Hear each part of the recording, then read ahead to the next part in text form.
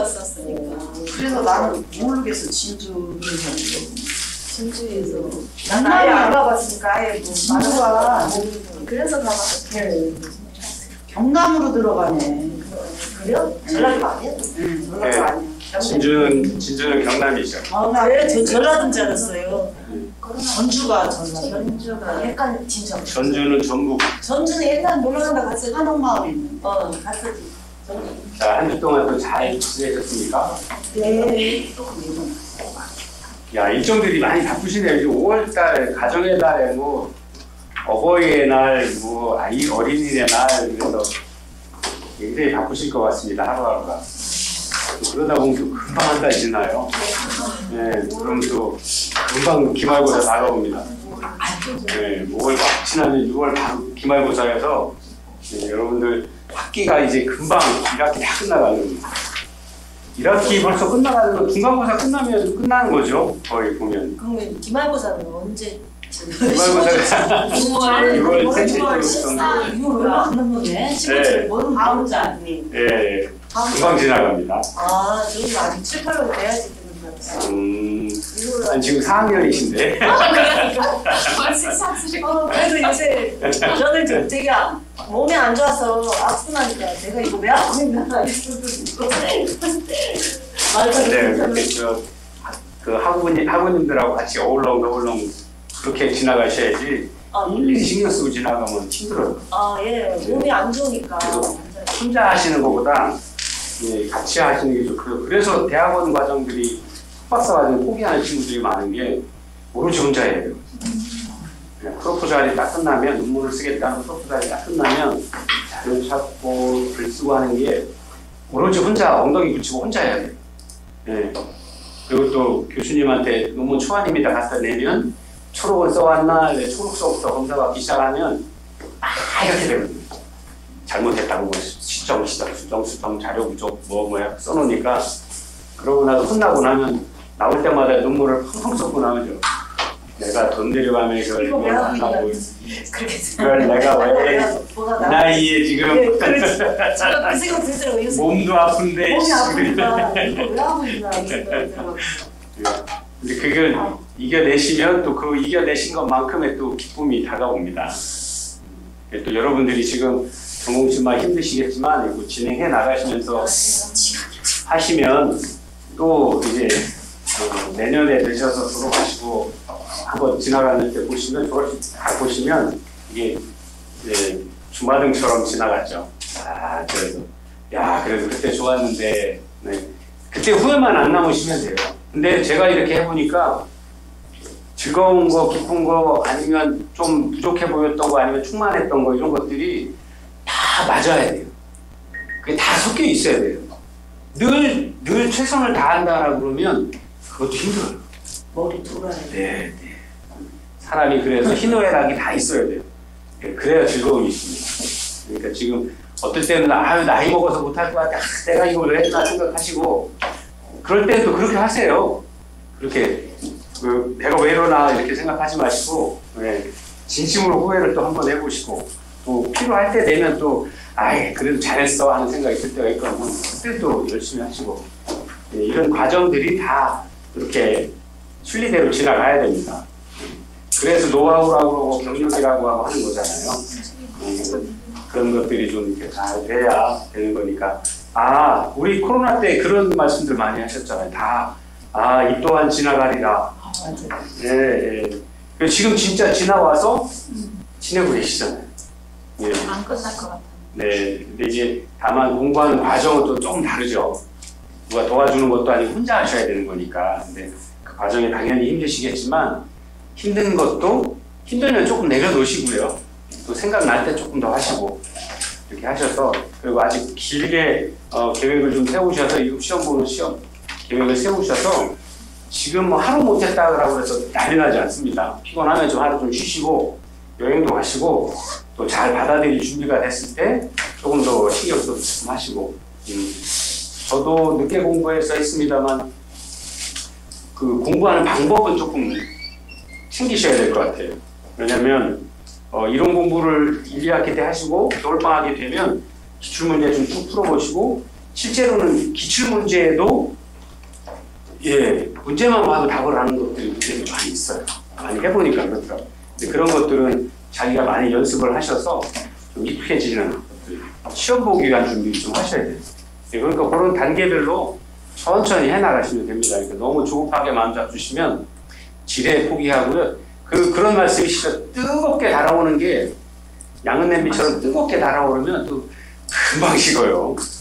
그러실 필요 없습니다. 천천히 쉬었다도 하시고 공부도 하시고 또 외우는 거 안 되면 뭐 사방에 냉장고 어디 붙여놔봤다가 띄어보기도 하시고 하시는 겁니다. 그러니까 너무 마음의 여유를 좀 가지고 하시면 좋을 것 같아요. 자, 오늘은 여러분들하고 지난 시간에 이어서 프로그램 평가에 관한 부분들을 좀 하겠습니다. 저희 교재는 뒤에 가치평가, 양적평가, 산출평가 여러 가지를 기록을 하고 있는데 실제로 그런 부분들까지 다 들어가 보면 좋기는 하겠지만 아마 평가가 왜 필요한지, 평가의 방법을 어떻게 하는지, 평가의 목적은 어디 있는지 이런 것들을 보는 데는 그렇게 깊이 들어갈 필요는 없을 것 같아요.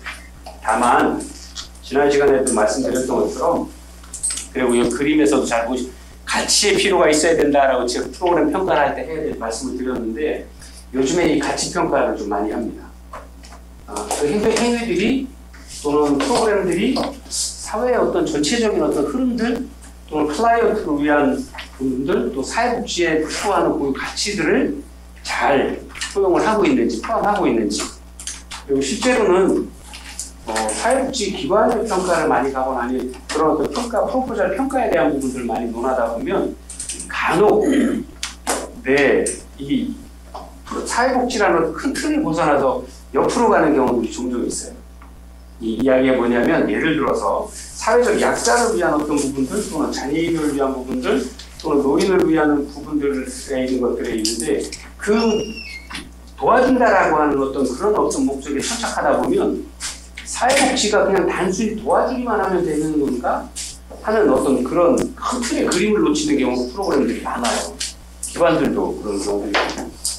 그러니까 실제로는 그런 어떤 단순에 필요한 시기에 필요한 도움을 제공함으로써 그 클라이언트가 생애주기별로 자기의 목적에 맞도록 살게 하려고 하는 거거든요. 우리가 첫 시간에 공부한 SVR, 각 사회적 역할 가치를 자기가 찾아갈 수 있도록 하는 거거든요. 즉 그걸 우리는 자립, 자활, 또는 뭐 재활 이렇게 분야별로 다양한 말씀들을 표현을 하는데 그걸 누가 도와주는 게 아니라 스스로 할 수 있도록 자원은 어디 있고 그렇게 하기 위해서 내가 뭘 준비해야 되고 그렇게 하기 위해서 내가 신체적으로, 환경적으로, 심리적으로, 정서적으로 어떤 걸 준비해야 되는 걸 스스로 알아서 찾아가서 할 수 있도록 하기 위한 거거든요. 처음부터 끝까지를 도와주려고 하는 게 아니거든요. 예. 그래야만 우리가 이야기한 스스로 자기 결정을 내려서 자기 결정권을 가지고 자신의 삶을 책임질 수 있게 되는 거거든요. 단순히 도와주는 건 의존이에요. 요즘 이제 애완견 아니면 뭐 이렇게 애완묘 뭐 이렇게 하는 펫 동물들은 사람의 도움이 적극적으로 필요하잖아요. 근데 사람과 애완용으로 키우는 것들은 분명히 다른 겁니다. 예. 근데 그런 것들을 좀 오해하는 어떤 프로그램이 간혹 나오는 경우도 있어요. 그래서 제가 이따가도 평가에 관한 부분들을 사례를 하나 좀 간단하게 보여드리려고 하는데 그 평가를 잘 하기 위해서 여러분들이 기본적으로 아셔야 될 거. 사회복지 프로포자를 하는 이유, 제안을 하는 이유, 그리고 이런 것들을 통해서 무엇을 하고자 하는지를 분명히 알 수 있는 평가를 통해서 그것이 하고자 하는 분명한 목적들을 빨리 찾아내기 위한 방법들을 아셔야 되는 거죠. 그리고 평가하는 방법을 안다라 그러면 거꾸로 제안을 할 수 있게 되는 거죠. 지금의 사람들이 어떤 것들을 중요하게 생각하고 있구나 하는 것을 이해함으로써 거기에 접근하기 위한 그 중요성을 찾아가기 위한 방법들을 제안을 할 수 있게 되는 거죠. 그 제안하는 게 프로포절인 거죠. 우리가 공부하고 있는. 예. 그래서 그렇게 생각을 하시고 보시면 좋을 것 같습니다. 네. 지난 시간과 이어서 우리가 평가를 하는 가장 필요한 이유는 가치적인 필요가 있다라고 하는 것. 네. 클라이언트의 가장 중요한 것, 클라이언트의 존엄성과 인권이죠. 그리고 클라이언트는 누구나 될 수 있어요. 저도요. 선생님들, 학생이니까 학생을 위한 프로그램에는 모든 학생이 클라이언트가 되는 거죠. 국가가 제공하는 모든 사회복지 서비스 프로그램은 모든 국민이 해당되는 거죠. 예, 다만 자원적인 한계가 있기 때문에 우리 미닝 테스트, 즉 자원 테스트를 통해서 자원조사라는 것들을 통해서 아니면 국민기초생활보장법에 의한 국민기초생활 재산 수준이나 아니면 해당이 되는지에 대한 평가를 통해서 해당되는 분들은 모두가 클라이언트가 되는 거죠. 또 안 됐다라고 해서 안 되는 게 아니라 국민으로서 누려야 될 당연한 예, 국가에서 제공하는 권리들을 혜택을 받을 수 있게 되는 클라이언트가 되는 거죠. 예. 그리고 실천적인 어떤 필요도 있고요. 예, 과학적이어야 되고 목표 달성을 하는지, 예, 그다음에 전문적으로 어떤 실천을 하기 위한 과정들에 있어서의 이해를 위해서 실천적인 필요도 있습니다. 또 이론적인 필요가 있죠. 단순한 실천은 이론이 배제된 실천은 예, 나침반 배예요. 예, 꼭 필요한 것들을 최단 시간 안에 꼭 필요한 곳에 전달을 해야 되는데 그렇지 못하는 경우가 생길 수 있다라고 하는 거죠. 그리고 가장 중요한 거, 네, 그렇다라 그러면 자선과 사회복지의 서비스 제공이 뭐가 다르냐라고 물어봤을 때 뭐라고 대답하실 수 있을까요? 물론 모든 사회복지 시작이 누군가를 긍휼히 여기고 함께 가기 위한 자선에서 시작을 했다는 걸 부인할 수는 없습니다. 그렇지만 지금 시대에서 이 자선 사회복지라고 하는 것은 전문적인 가치 기준을 가지고 진행을 해야 된다라고 하는 것을 부정할 수는 없습니다. 예, 그래서 이 이론적인 근거가 사회복지에 그리고 모든 현장에서의 어떤 업무에 있어서의 기평가 또는 그 필요성을 제공할 수 있다라고 하는 거죠. 이론을 하는 거죠. 이론이라고 하는 것, 여러분들 조사론에서 공부하셨던 이론, 논의, 아니면 여러분들이 논문을 쓰거나 하는 토론 주제를 작성하는 어떤 이런 것들은 당연히 사회적인 공통성들을 이야기하는 부분들이거든요. 예. 그리고 이 이론이 되어야만 실천 체계들을 증명해낼 수 있게 되는 거죠. 예. 그리고 또는 여러 가지 방법으로 이론을 만들 수도 있습니다. 가설을 먼저 세워서 실천을 거기에 맞추는 방법도 있고요. 또는 현장에서 사용하고 있는 사회복지 현장은 특히나 좀 다른 방법들을 많이 쓰는데 현장에서 많은 실천 경험들을, 임상에서의 경험들을 가지고 공통점들을 찾아서 이러한 상황에 계신 분들은 이런 프로그램을 A라는 프로그램을 또는 B라는 프로그램을 또는 C라는 프로그램을 제공했을 때 A는 효과성이 예를 들어 95%, B는 80%, C는 70%일 때 되도록이면 보다 효율적인 그리고 효과성이 있는 A라는 프로그램을 사용하기 위한 방법들을 증명을 해내죠. 예. 그래서 이런 실천 체계를 만들어내고 그것들도 이론화시킴으로써 다른 어떤 다양한 방법을 실천하는 방법 중에서도 사회복지에서 제공하는 서비스나 실천 방법들이 과학적이다, 효과성이 있다, 또는 효율성이 있다라는 것을 증명하는 어떤 이론적 가치가 가지게 되는 겁니다. 그리고 정책적으로도 굉장히 필요하죠. 현장과 정책들을 연결하기도 하고요. 공공성의 증진을 이기 위해서 사회복지의 가장 중요한 부분들은 국민 대다수를 클라이언트로 대상으로 생각을 하고 있지만 실제적으로는 조금 더 서비스가 필요한 것을 또 찾아가는 또 그런 공공성을 띠게 되거든요. 그래서 정책적인 어떤 필요를 가지게 되고요. 그 다음에 평가에서 가장 중요한 것 중에 하나, 조직 내에서도 필요하다라고 하는, 조직이 성장하고 조직에서 제공하는 프로그램들이 얼마나 효과성이 있는지, 또 사회복지 현장에서 클라이언트들에게 신뢰성을 가지고 접근할 수 있게 되는지를 보여줄 수 있게 되는 거죠. 그래서 초창기에 1990년대 초에 서울에서 사회복지 기관 평가를 하겠다라고 했을 때 굉장한 반대가 있어요. 모든 사회복지사들이 들고 일어나서 니들이 사회복지를 하러? 정책하는 놈들이? 그 사회복지 기관에서 얼마나 힘든지 알아? 근데 뭘 평가를 해? 라고 굉장히 반대했어요. 예. 근데 그건 이제 한쪽만 본 거예요. 사회복지사에서 또는 사회복지를 제공하는 기관들이 잘못했다라는 게 아니라 그것을 좀 더 요즘 여건에 변화된 사회에 맞추어서 최소한의 비용 투입을 통해서 최대한의 효과를 거두기 위해서, 그리고 실제로는 사회복지 현장이 오픈되지 않다, 개방되지 않다 보니까 그동안 늘 봐왔던 것처럼 굉장히 많은 문제들을 가지고 있었죠. 예, 그것이 물론 뭐 대다수 기관들은 그렇지 않지만, 네, 특히 이제 잘못된 오너나 경영자들이 잘못된 생각을 통해서 뭐 제대로 전달돼야 될 클라이언트에게 전달될 서비스들이 중간에 100이 가야 되는데 뭐 60만 간다거나 아니면 뭐 그거보다 더 작게 간다거나 또는 그렇게 했음에도 불구하고 실제로는 그렇게 간 것처럼 과대 광고를 하거나 허위 광고를 하는 경우들 또 허위 보고하는 경우들이 많아서 그런 것들을 국민들이 내가 낸 세금으로 된 비용들이 얼마나 잘 쓰이고 있는지에 대한 요구가 굉장히 많았거든요.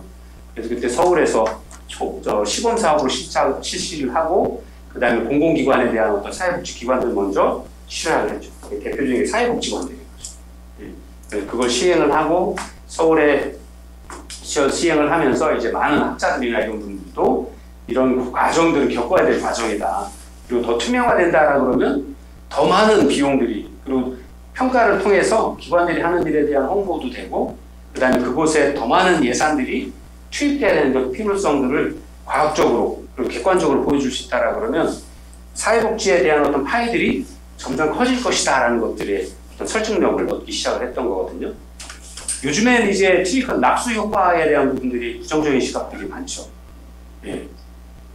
뭐냐면 낙수의 트리클 다운이라고 하는 게 이런 큰 쟁반에 물을 가득 채우면 넘칠 거라는 거죠. 네. 그래서 기업으로 이야기하면 대기업을 키워서 대기업들이 모든 대한민국에 역량을 집중해서 경제 성장을 하면 이 대기업과 연결되어 있는 다양한 기관들도 같이 커질 것이고 그리고 그 같이 커진다 그러면 고용도 늘어날 거고 할 거 아니냐라고 하는 거죠. 그래서 한번 따져보면 저희 나라에도 경제적으로 좀 보면 1960년대, 70년대, 80년대는 대기업 위주였습니다. 예, 그게 일본도 그랬거든요.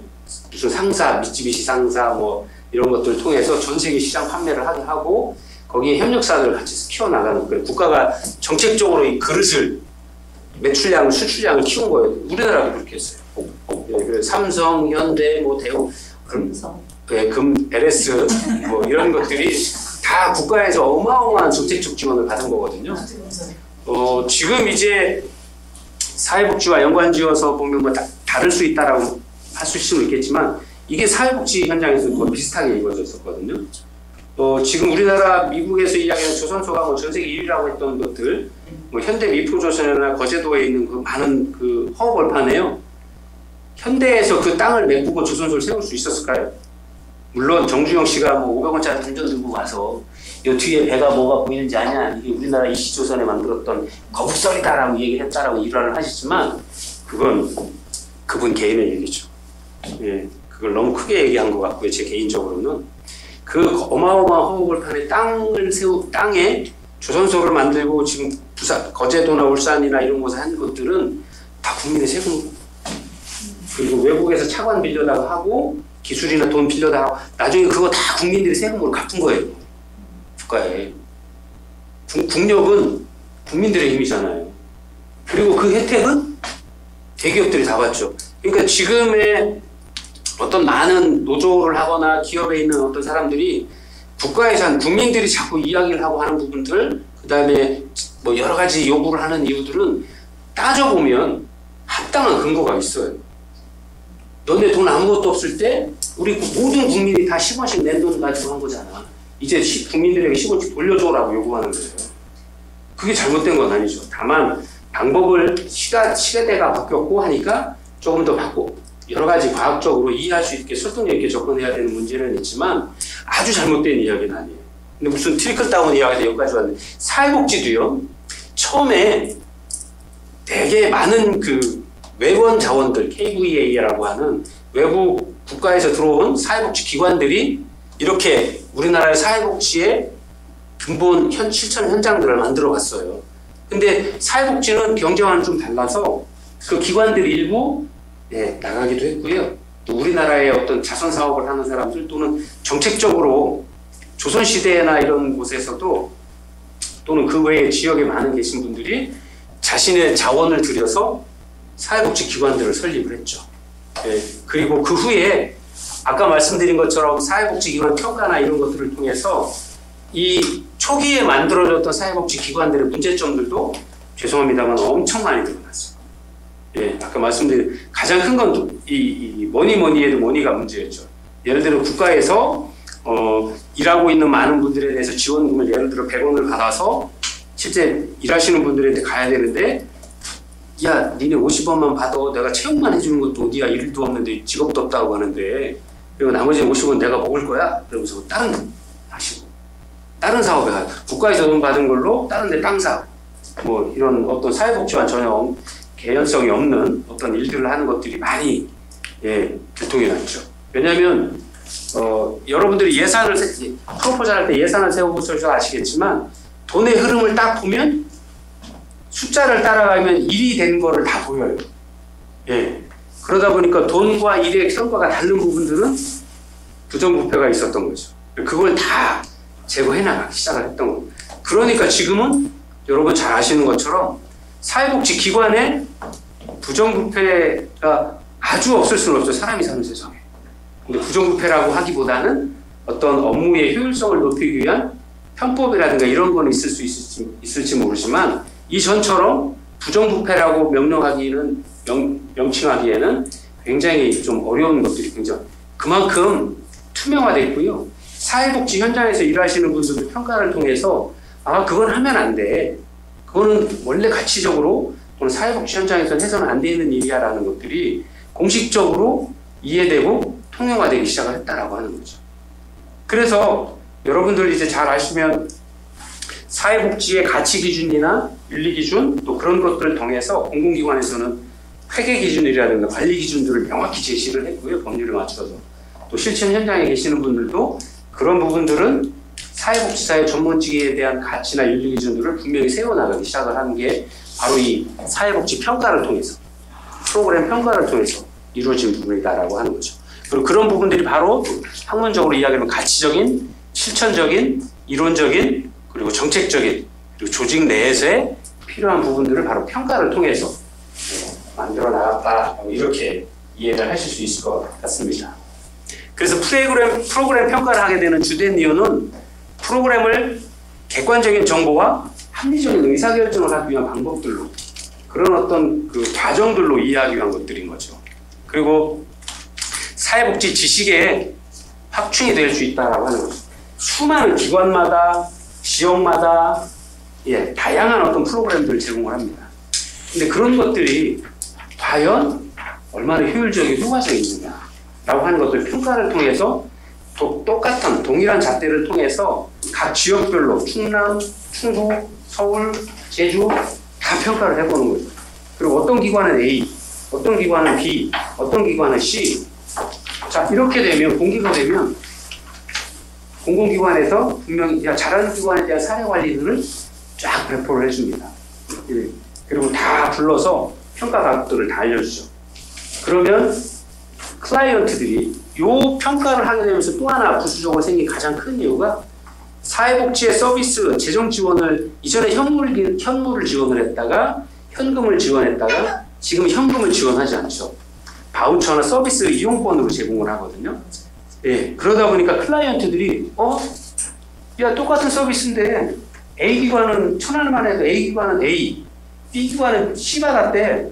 야 D라는 기관도 있는데 거기 C라다. 우리가 집값하우스 썼는데 야 거기 서비스 형편없었던 거네. 우리도 얘기했잖아. 별로라서 다 A로 가야지.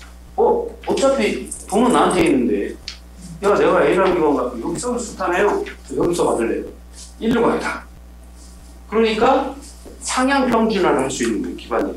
그러니까 기관이 C라는 기관이나 B라는 기관은 손님이 없어서 장사를 할 수가 없는 거예요. 우리 서비스 만들어 놨는데 아무도 안 쓰네. 10명은 써야 되는데 한 2명밖에 안 쓰네. 어쩔 수 없는 분들 빼고는. 뭐가 문제지? 우리 프로그램이 문제야. 저긴 A 받았대. 우리 10밖에 못 받았는데. 뭐가 달라? 가서 보면 다르죠. 그리고 실제로 제가 종종 말씀을 드렸습니다만 기관 평가를 할 때 관에서 온 차 안 타고 혼자 타고 가서 이렇게 가서 보면요 직원들의 종사자들의 얼굴이 달라요. 예. 그리고 기관의 청결도가 달라요. 예. 그리고 그런 거 환한 얼굴로 프로그래밍 하시는 사회복지사들이 하는 프로그램들은 굉장히 재밌어요. 예. 왜? 클라이언트의 눈높이에 맞으니까요. 클라이언트 중심으로 운영하니까요. 다른 B나 C를 받는 기관들의 프로그램들은요, 사회복지 중심이에요. 사회복지사 중심이에요. 내가 편하게 해요. 예. 클라이언트는 불편하게 앉아있는데 그냥 딱딱한 의자에 앉아놓고 자기네들 편안한 의자에 앉아서 프로그램이에요. 예. 제가 식당에 예를 들어서 말씀을 드렸잖아요. 2000년대 되기 전에 패밀리 레스토랑이 외국에 들어오기 전에는요, 저희 다 이런 의자에 앉아서 밥 먹었어요. 식당에. 아무리 좋은 데 가도. 그리고 앉으면 왔어? 메뉴가 보이지? 콜라? 다 줄게 내가. 예. 그리고 맛있는지 없는지 자기 기준으로 따져 툭툭 던져줬어요. 쟁반 들고 와서 툭툭 드셔? 그러고 갔어요. 2000년도에 패밀리 레스토랑 들어가고요. 젊은 친구들이 양복 입고 셔츠 다 입고 나비 넥타이까지 메고 메뉴판 여기다 딱 들고 오면 무릎 꿇고 앉아서 눈높이에 맞춰주면 딱 앉아 의자 빼주고 소파에 앉아서 편안한 의자에 앉아서 우리 영화에서 보던 것처럼 저희는요 술은요 와인에 뭐에 소주에 맥주에 다 있고요. 음식은요 한식은 이런 게 있고요. 양식은 이런 게 있고요. 뭐는 이런 디저트는 뭐가 있어요. 드시고 싶은 거 고르시면 됩니다. 고르실 시간 드릴까요? 그럼 갔다가 다시 5분 후에 오겠습니다. 와서 적어요. 그리고 다시 확인해줘요. 뭐 시킨 거 미디엄이고 뭐고 웰던이고 다 물어보고 맞죠? 잠깐만 기다리세요. 그리고 갔다 하고 사이에 뭐 주전부리 할 거라도 하나씩 갖다 주고 달라졌죠. 그러니까 다시는 옛날처럼 돼 있는 한식 노포식당 꼭 잘해주는 그런 데 빼고는 일반 식당들하고는 안 가죠. 전혀 서비스가 달라졌거든요. A라는 기관과 B라는 기관의 서비스가 그렇게 차이 나거든요. 그러니까 클라이언트가 이왕이면 내가 내 돈 내고 들고 가는 데 가고 싶은 거죠. 그러다 보니까 평가를 통해서 모든 서비스가 기관에서 정책적으로 지향하는 바대로 상향 평준화되는 거예요. 하향이 되는 순간 우린 망하니까 잘하는 기관에 우리도 따라가서 맞춰서 해야 되는 거죠. 그것이 평가를 통해서 가장 크게 클라이언트들이 느낄 수 있는 가장 큰 효과였어요. 그래서 재원을 지원하는 기관에 대한 채무성의 입증, 또 평가의 조건화를 통해서 서비스 제공의 수준이 상향될 수 있도록 만들어 놓은 것이 가장 평가를 하게 된 주된 이유 중에 하나였다. 그리고 그런 결과였다라고 하는 거죠. 근데 그렇다라고 해서 프로그램 평가에 문제점이 없는 건 아닙니다. 고쳐야 될 부분들도 많이 있죠. 초창기는요, 굉장히 프로그램 평가를 하러 다니는 사람들이 굉장히 나 무슨 대학교에 무슨 교수야, 나 이론적인 전문가야, 나 미국서 공부해왔고 일본에서 공부했고 뭐 영국서 공부해왔는데 한국은 이게 문제야, 한국 기관은 이게 문제야, 기본이 안 됐어. 굉장히 많았어요. 예. 저도 저희 교수님 모시고 다니면서 아이고 우리 교수님 이러시면 안 되는데 속으로 생각한 적 많이 있습니다. 솔직히 말씀드립니다. 예. 그리고 그 레포트 다 저희가 썼거든요. 여러분들 이제 나중에 다 아시겠지만 뭐 공부하는 과정이니까 저희가 하게 해주면 훨씬 고맙죠. 미리 그 정도 레벨에 올랐을 때 할 수 있는 일을 우리가 할 수 있으니까 훨씬 더 고맙죠. 근데 그런 것들이 실제 클라이언트 평가, 피평가자 입장에서는 자존심을 건드려요. 그리고 기관의 이사장이나 기관의 종사자들한테는 참 현장에서 열심히 일했는데 그거에 대한 인정이나 객관적인 평가를 받고 싶은데 이건 무슨 사회복지 직에 대한 어떤 처우에 대한 문제들이나 아니면 사람에 대한 평가나 기관에 대한 그리고 비슷한 기관의 평가를 일본과 미국이 우리와 같아요? 영국과 한국이 사회복지 현장이 같아요? 그러면 나한테 급여를 영국 수준으로 줘요? 아니 미국 수준으로 나한테 급여 주면 저도 그렇게 할 수 있어요. 1억 준다고 그러면 저도 1억만큼 서비스 줄 수 있어요. 근데 3천만 원 주면서 1억만큼의 서비스를 제공하라 그러면 안 맞죠. 예. 그런 거였거든요. 역기능이. 현장에 가서 사회복지사분들이나 현장에 계신 많은 종사자분들한테 여쭤보면 인간적으로 기분이 나쁘다는 거였어요. 평가자들의 어떤 질문이나 이런 것들이 아니면 이렇게 동등하게 봐줘야 되는데, 수평적인 어떤 관계에서 평가를 해줘야 되는데, 수식적인 관계에서 마치 하급자한테 명령하듯이 아니면 뭘 하듯이 법원의 검사가 뭐 제출하세요 하는 것처럼 이렇게 해놓으니까 굉장히 이제 인간적인 어떤 수모가 느끼는 어떤 평가들이 많았었던 거예요. 초창기에는. 그래서 그런 부분들이 굉장히 문제점으로 됐죠. 그래서 그런 것들을 다 그런 건 아닌데 몇 개 중에 몇 개 케이스들이 그런 경우들이 많고 그런 거에 대한 불평불만들, 시정 요구들이 굉장히 많았죠. 그 다음에 또 하나는 평가 체계의 문제입니다.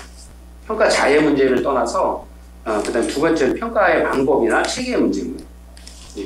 그러면 지금처럼 똑같이 평가를 어떤 것들을 평가를 합니다. 지금 한 180여 가지에서 한 200여 가지 평가를 합니다. 그러면 그런 것들을 합니다. 라고 미리 알려주고 또 그런 체계들을 만들어서 평상시에도 그 체계대로 일을 할 수, 시스템으로 일을 할 수 있도록 만들어줬어야 되거든요. 그러고 나서 그걸 잘했는지 안 했는지 평가 지표에 맞춰서 평가를 했으면 종사자분들도 그래 이건 인정.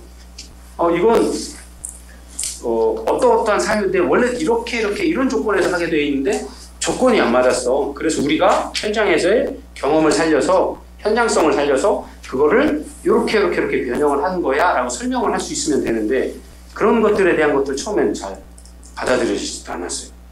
왜 영국식으로 하니까 왜 한국식으로 해요? 영국이 선진국인데 라고 거의 일반 동행이 많았었거든요. 그러다 보니까 현장을 이해하지 못하는 평가자들이다 라고 그래서 평가자들 들어오는 것도 반대하고 막 그랬었거든요. 그런 부분들에 대한 것들, 그 다음에 통계하는 방법, 그 다음에 질적 연구에 관한 부분들이 굉장히 좀 많이 이해도나 아니면 현장의 적응도가 많이 부족했죠. 우리나라 질적 연구 방법이요, 이제 한 많이 말씀하시는 분은 한 50년, 적게 말씀하시는 분들은 뭐 20, 30년밖에 더 됐어 라고 이야기를 하십니다. 질적 연구 학회에서는 우리나라의 질적 연구가 약간 80년 가까이 되기 한다고 말씀을 하시는 분도 계세요. 그때부터 시작을 해왔다. 근데 실제 현장에 있는 많은 분들이 느끼기엔 질적 연구라고 하는 질적 연구 논문이나 그런 어떤 연구지들이 또 학교에서 질적 연구에 대한 석사나 박사과정 질적 연구를 가르치는 과정들이 생긴 지가 한 20년 정도밖에 안 됐어요. 그래서 1980년대에 공부하셨던 많은 분들이 우리나라에 한 2000년대 정도 오셔서 영국에 또 미국에 질적 연구를 하고 이화여대나 서울대에서 질적 연구 논문을 발표하기 시작, 학생들이 발표하기 시작을 한 게 1990년 말 많이 나오기 시작한 2000년 초, 지금은 뭐 연구 논문의 한 10%에서 한 20% 가까이를 질적 연구 논문을 많이 나와서 이제 질적 연구 논문을 찾아서 검색해 보시는 것도 굉장히 수월합니다. 그런 방법들, 그다음에 평가 보고서에 대한 어떤 작성 방법도 일렬로 좀 체계화되지 않아서 지금은 평가를 할 때도 보건복지부 산하에 평가의 체계, 평가 지표, 평가 보고서를 어떻게 써야 된다라고 하는 게 딱 이렇게 매뉴얼화 되어 있습니다. 그래서 평가를 받는 기관장의 입장에서도 또는 분야별 종사자의 입장에서도 어떤 건 어떻게 해야 되고 뭐 이게 케이스별로 체계별로 거의 굉장히 디테일하게 나와 있어서 나와 있지 않은 부분들이 발견되면 그 부분은 논의를 통해서 근거를 남기고 어떻게 했습니다 하는 것들을 남겨놓으면 되거든요. 그래서 굉장히 이제 잘 되어 있고 이런 어떤 시스템화 되어 있기 때문에 그래서 지금 우리나라 사회복지 체계나 이런 부분들을 외국의 기관에 또는 우리가 코이카나 아니면 외국의 어떤 작년에 제가 이제 베트남에 갔을 때 그런 어떤 기관들을 어떻게 평가하느냐 이야기를 할 때 그런 이야기에 대해서 굉장히 많이 이야기했거든요. 그래서 그런 나라들도 우리나라 2000년대 초처럼 평가를 하고 국가에서 어떤 체계를 만들어야 되는데 어떤 기준으로 할 거냐에 대한 것들이 일본이나 영국의 사례들, 미국의 사례들과는 동양과 서양의 사례가 생각부터가 많이 달라서 접근하는 방법이 너무 달라요. 근데 한국은 그런 일을 겪어보고 또 국민들이 민주화되면서 많은 어떤 의견들의 어떤 여러 토론의 시간들이 많아서 그런 부분들에 대한 것들의 논의를 하노이 대학에서 이야기할 때도 굉장히 교수님들하고 하기가 굉장히 편했었거든요. 또 이해하는 속도도 빨라. 그래서 이런 부분들이 실제로 우리가 평가를 통해서 약한 20, 30년 정도를 한국 사회에서 그런 갈등을 겪어왔었기 때문에 그 갈등의 결과로 합의된 어떤 사항들이 도출이 되었고, 그래서 그런 것들에 대한 사회복지 현장에서 많이 정착화되어서 그런 것들에 대한 이해가 굉장히 빨라졌다라고 말씀을 드릴 수 있을 것 같습니다. 그래서 그쪽에서도 굉장히 이해를 해서, 그리고 저희가 이제 그때도 지금도 하고 있습니다만 어떤 논문이나 또 그쪽 학생들이 그 발표된 어떤 자료들, 기관의 어떤 특성들 저희가 이렇게 좀 많이 봐주고 저희가 다른 어떤 제가 속한 기관에서 기관 협의회에서 그런 거 오면 다 이렇게 같이 공유해서 결과물도 내주고 하거든요. 그래서 굉장히 여러분들이 사회복지에 대한 기관에 대한 평가 이런 것들은 좀 많이 고민을 좀 해보실 필요가 있어요. 또 이제 이 고민을 통해서 이제 거꾸로 보이는 거죠. 아까 말씀드린 것처럼 프로포잘을 어떻게 쓸까? 그리고 또 아니면 프로포잘을 평가할 때 이 프로포잘이 제안서가 어떤 생각을, 어떤 목적을 가지고 있구나 하는 것들을 평가를 경험해 봄으로써 더 빨리 이해하실 수 있게 되는 거예요. 자, 잠깐만 이것도 녹음 때문에 하나 하겠습니다.